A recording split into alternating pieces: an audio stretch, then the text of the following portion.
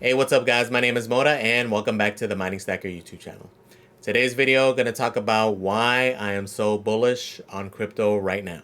Right? This is the most bullish I've been in the 2.5 years that I've been in the space. So we're going to talk about a few different things. We're going to talk about the ETF news, which I'm sure you've all heard of. But we're going to talk about other like major adoption news, right? And kind of just the overall sentiment and why things are looking so good for this bull market, right? So if that sounds good, guys, stay tuned, all right?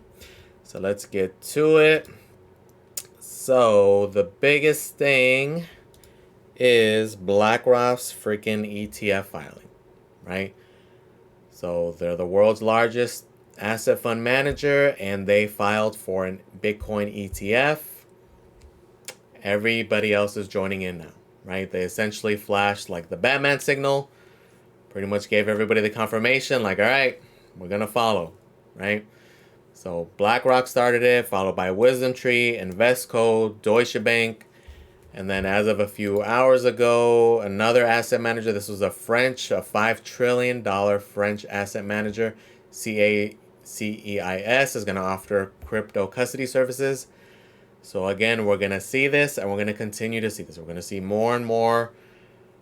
It's going to be nuts, right? So the reason we're bullish here is because why, right? For these ETFs, they have to have this physical Bitcoin, right? So they're going to begin to accrue. And as more fund managers are accruing, Bitcoin's going to get more scarce and more scarce. Price is going to go up, right? Maybe not so much now, but this is definitely going to affect us in the bull market. Reason being is that a lot of these guys, even though they're announcing this now, they've been in the space for a while. They've been buying. I'm sure they've been a part of these, a lot of these, different hit pieces with crypto in order for them to tank the price, in order for them to accrue more.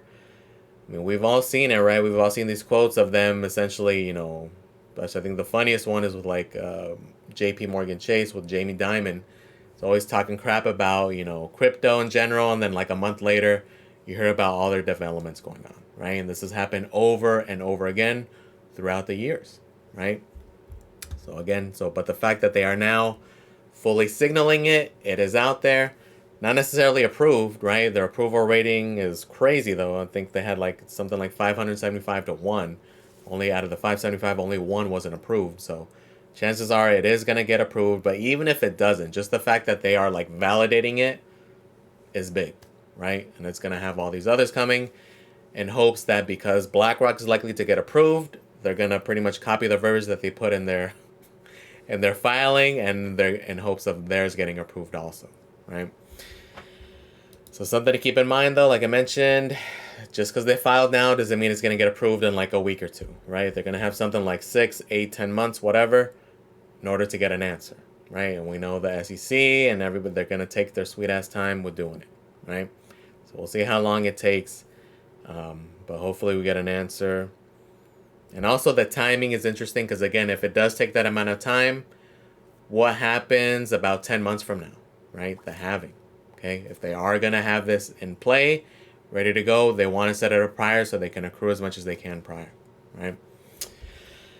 So like I had mentioned, this isn't their first foray like BlackRock. For those of us, I do a couple of news articles on some of the big mining farms, and this is why this is prevalent, right? For you guys who remember back when, in like November, December, when a lot of the big mining farms were having issues, who was one of the people who gave them a loan? Freaking BlackRock, right? BlackRock gives bankrupt BTC miner Core Scientific, which is the biggest, a new $17 million loan. This is not news. This is not just something that happened now. This is back from December, right? Just giving you the backstory. So investment giant BlackRock has committed $17 million to bankrupt BTC miner Core Scientific as part of a new $75 million loan from the miner secured convertible note holders, right? BlackRock, which is Core Scientific's largest shareholder, according to FactSet data, already held $37.9 million in secured convertible notes as of Wednesday, right? So again, they already had their hands in Core Scientific, right? Those aren't the only mining companies, though. Okay, we go to another article. This is from August of 2021. The world's largest asset manager, BlackRock, has allocated nearly $400 million to 2 Bitcoin mining companies as of June 30th. right? So as of June 30th, 2021, the institution owned 6.71% in Marathon Digital Holdings and 6.61 in Riot Blockchain, right? So they definitely have had their hands in these, not direct BTC, I'm sure they've been accruing that also, but in these proxies, right, through these mining companies. And why do they want to set these relationships with these companies? They have easy access to over-the-counter Bitcoin, and specifically virgin Bitcoin, right, which could be fairly highly sought after, right? But the fact that they have these pretty much essentially direct access with these mining companies for direct access to those Bitcoin, it's falling in line perfectly for them. And again, I'm sure that they've been accruing for quite a while, right? So just something to take note of, that even though they're going now, it doesn't mean that all this action is from them buying. I'm sure they already have a ton, right? So we'll see what happens, how that goes there. But it's pretty crazy bullish because, again, these filings have been something that I've been here about just the 2.5 years that I've been in the space, right? Oh, it's coming soon, coming soon. After that Valkyrie one, and there's been a few others, they all ended up getting denied, right? But pretty much, oh, it's coming, it's inevitable. Now it really does look that way. It looks like it's really coming.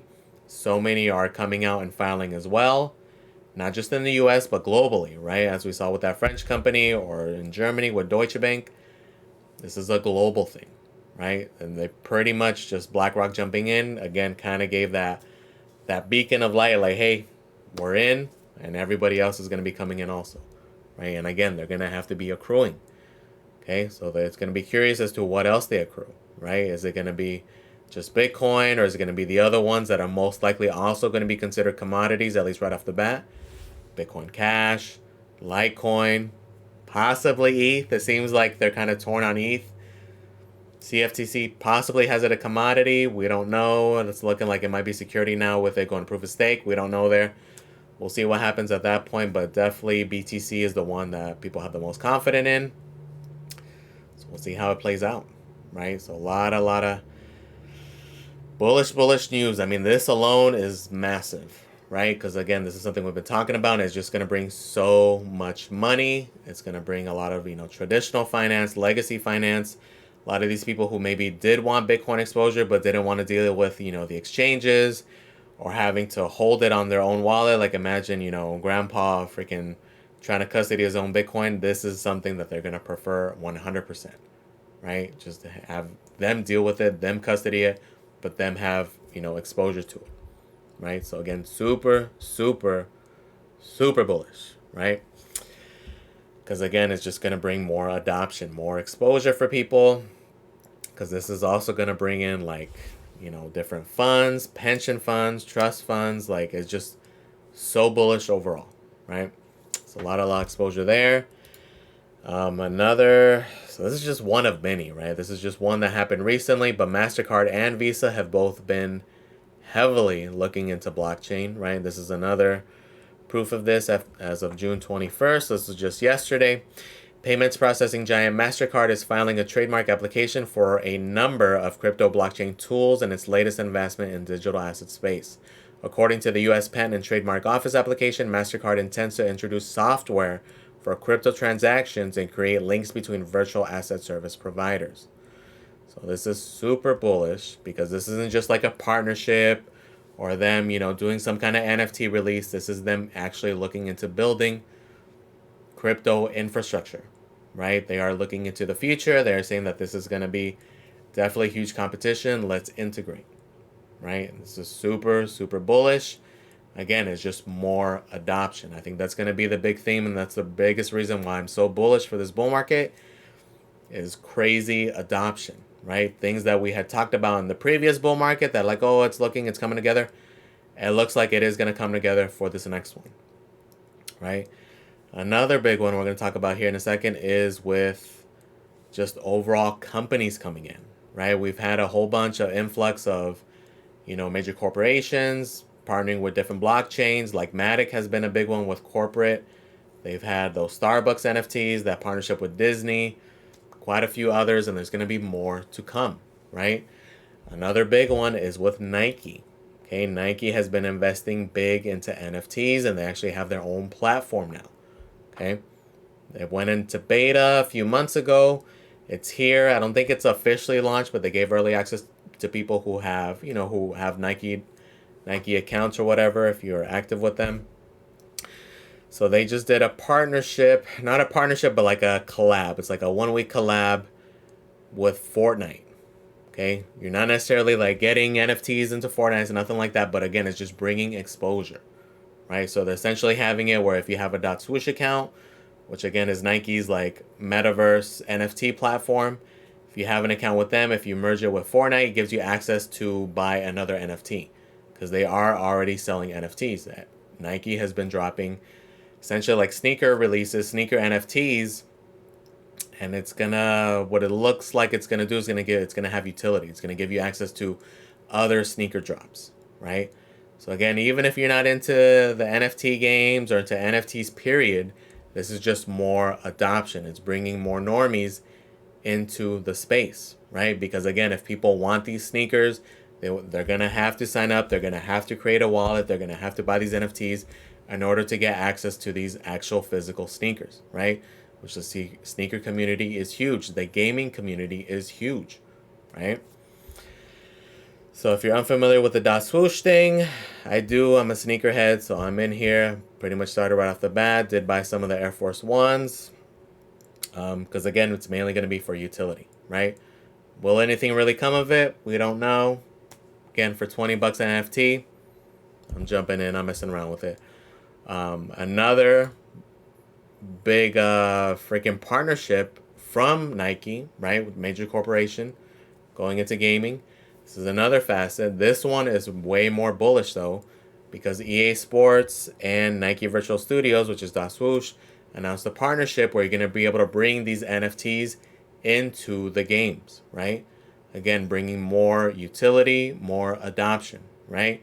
Again, even if you don't care about NFTs, you don't care about any of these things, it's bringing these to the casual gamers who are going to be forced to be introduced to these things, right? So again, it's just more adoption, right? In some cases, you won't even really notice it. Like the way theirs works here, when you buy their NFTs, you're just buying it as if though you're buying a pair of sneakers. It doesn't even feel like you created a wallet. Okay, you pretty much make your account, you're able to buy with a credit card, it converts everything automatically, and it's in your wallet, right? Making it seamless, making people even not really realize what it is or what they're doing, right? And it's going to be the same thing here with this partnership. You're going to be like, oh, I have that sneaker, let me buy that NFT for 10 bucks so I can, use it in my Madden game, right? Again, not super appealing, not something like, oh, it's going to be a freaking $1 million NFT, but it's just bringing more adoption. It's going to introduce more people to the technology, to what it is, what it can do. And again, the theme of everything is just adoption, right? Another big thing with gaming has been with Epic Games, right? Which is where Fortnite is, okay? If you're unfamiliar, Epic Games is kind of like Steam. It's kind of like just has a whole slew of games that you're able to buy, download. It's like a little game store, game app thing. So anyways, Gods Unchained, which is an NFT trading card game, is now on Epic Game Store, which is big news, right? More exposure for mainstream. Okay, it's pretty big that a lot of these big gaming companies are starting to slowly accept crypto, right? Accept crypto games, NFTs. They're starting to have exposure to the technology, which is pretty big. And this wasn't the first one. The first one actually came from Gala Games. It's this battle royale game called Grit, right? So again, not the best game, not the craziest game, but it's the introduction, right? It's just how it's beginning, right? Pretty bullish that it's on there. Another example of this, also from Gala, and this one's even kind of a little bit crazier because Steam has had a very anti-crypto, anti-NFT stance. Yet, Superior, which does have in-game NFTs and is from Gala Games, is on Steam, right?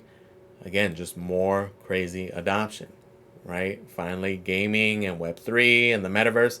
Again, even if you're not into it, you don't give a crap about it, it's exposure. Guys, we're getting more people in here, more people exposed to it, more people exposed to the realities of it, and in many cases without even knowing, right? A lot of people see this, they're not paying attention to, oh, it has NFT. No, they're like, oh, this game looks pretty cool, let me try it out. Let me download a demo, let me buy it, right? And without even knowing, they may get into the ecosystem, right? Not even giving a crap about Bitcoin or anything like that, just based off of the NFTs. But then that's how it starts, right? You find a different facet that gets people intrigued, it gets people to look into it, and then their minds open up to it. Like, for example, with me, it was with mining.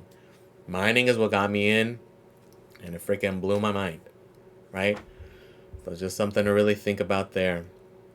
And on the GPU front, right, a big narrative, and not only narrative, I mean, it's pretty much coming to fruition already, and everything's going to get fast-tracked. I know right now kind of looks like, maybe, with proof of useful work, right, for all these GPUs, all this compute power. I don't know if you guys saw this, Tesla AI, if you follow them on Twitter, they had this tweet about how fast they want to get up to 100 exaflops of compute power. Okay, so this is for their AI modeling, right? Again, this is from Tesla AI. This is pretty nuts. Okay, so this chart starting now, right, July 23 here, by October 2024, they want to reach 100 exaflops. So this number on the left correlates to the amount of A100 GPUs. Okay, these are these crazy expensive. They're between like $8,000 to $10,000 GPUs from NVIDIA, right? This is how much they're trying to expand in this small amount of time. Essentially going from nothing, very little, to having 300,000 of these by October of 2024. So in a year and a half, they're expecting to want to expand that quickly. Okay? Crazy. Again, 300,000, each one costing about $10,000. Do the math on that. That's how much compute power, how much resources just this one company is going to need. Okay, think about ChatGPT. Think about everything else that is going to go be based off of AI, right? The crazy multitude of things that are coming, the things we haven't even thought of yet, and the fact that they are looking to expand this quickly. What do you think everybody else is going to do? You think they're going to get lost in the dust? No, they're also going to be doing the same. There's going to be a massive need for compute power, right? And that's where hopefully Flux can come in, Dynex can come in. These, I'm sure there's going to be more to come, right? Those are the ones that are here. Those are the ones that are now. Those are the ones that are beginning. Those are the ones that are more established. But I'm sure there will be more to come. This is only going to intensify massively, right? So super bullish. Like, this is crazy. And then to kind of combine everything, look at the timing of everything. Everything is lining up for the bull market. Okay? Even just something as simple as this. Look at the time frame. They want to reach this goal by October 2024. Okay? This is like the beginning of the peak of the bull market. Right? Typically, we're going to have the halving in April 2024, 5 to 6 months after. Puts us right here, right at the beginning of that bull market, right? So imagine how it may be hard to get GPUs by then. We'll see what happens, see how things go, but this is just one example of there, right? Another one, again, is these ETFs, right? Hopefully they're going to get approved right before the halving, okay? We also have the election cycle coming. We also have a possible Fed pivot around that time coming, okay? There's just so many freaking things happening right around the time of the halving. Okay, so yes, it's going to be super bullish for the bull market, but also factor in if these things line up, right? If we have that Fed pivot, if we get some kind of bullish news, we get some kind of resolution to the war, these things can cause the bull market to happen potentially earlier than we expect, right? Can happen right at the time of the halving. We may not even have that lull time. Okay, so there's just so much adoption that a lot of this stuff can front run it essentially, right? So you need to also be prepared for that we may not have a year and a half to accrue. We may actually only have, 6 to 8 months to accrue, right? Depending on how these things line up and what happens, okay? Because a lot of these things can trigger, especially if we do have a crazy amount of traditional finance come in, right? So just think about all these narratives. Again, zoom out. I know as of a few weeks ago, it was a different story. Now things are different. But just remember 2 weeks ago how kind of worried everybody was, how scared everybody was. Don't be in that mindset, right? Look at the timing of everything. Look how funny everything lined up, that we had all this fun news and then this thing right after, right? Again, I'm not really big into conspiracies, but I also don't believe in coincidences either, right? A lot of this stuff happened for a reason. We all know why, right? And don't be surprised to see more manipulation with the price especially leading up to these ETFs getting approved, right? The fact also that if any of these do get approved, or the fact that they are filing for them, don't be surprised to see another shakeout between now and the halving. Like, to me, in my mind, again, not financial advice, this is almost confirming that there's going to be at least one more big shakeout, right? Could be in the next couple of months, could be late fall, could be the winter, could be the spring, could be right before the halving, could be right after the halving. But to me, everything's pointed that these guys definitely want to accrue, and they definitely want to accrue cheap. They're not going to buy this thing at 30, 40, 50K, right? They're going to do what they got to do to get that price where they want it, get everybody in extreme fear, so you can sell your Bitcoin to them. Don't let them do that, right? Keep your eyes on the prize. Look at the potential. Look at everything happening. Zoom out. Think of the future, right? Because yes, right now things are good, but again, don't be surprised to see things kind of go crazy. Don't be surprised to see a black swan sometime between now and then. A lot of stuff can happen. But everything combined is just crazy, crazy bullish, right? So again, remind yourself of why you're here, why you're doing this, how aggressive you want to get into it. Think of those goals, make those plans, and get those plans, right?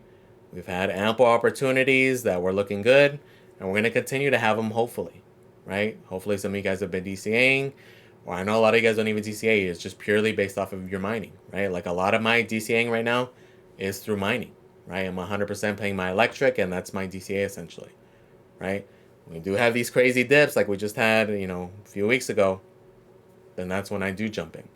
But for the most part now, most recently, a lot of it has just been through mining, right? So again, however you accrue, whether it's mining, trading, investing, DCAing, staking, whatever, get your plans in place. Think of these scenarios. Think of the possibilities, right? So just wanted to give you that little update, guys. I know I haven't been making much content. I've been focusing, trying to get back into shape a little bit. I've been slacking on that, so my running game has been weak. So, and you guys know I do a lot of long distance running, so I've been slacking on that. I've been trying to get back into it. So, may make a little less content just so I get that back to the way it needs to be. But just wanted to give you some things to think about, guys, because there's a lot of stuff going on. It's crazy right now, right? So a lot of things to digest. May want to reallocate your portfolio. That's a lot of the other things I have been doing. Also, just kind of doing like an audit on a lot of my wallets. Like, kind of try to do it every few months, because between all the wallets, sometimes you forget about stuff. So trying to just consolidate everything, get everything fully off the exchanges. With everything that was going on a few weeks ago, wanted to make sure I had everything off as much as I could. And yeah, guys, keep up to date, keep track, set your plans, set your accumulation goals, get everything squared away, right? Let me know in the comments. Are you guys still accruing? Are you guys chilling? Are you guys going in hard now? Are you guys buying more hardware? It's another thing to factor in right now is that, yes, BTC price is going up. So far, the hardware hasn't gone up, right? That's another thing to factor in. If anything, that makes me even more bullish on possibly trying to stack some of these cheap BTC miners just to hang on to them and flip them in the bull market, right? It's another possibility, right? Things to think about. Let me know what you're thinking. Let me know what you're doing. As always, guys, please comment, like, and subscribe. Thank you for watching, guys, and I am out.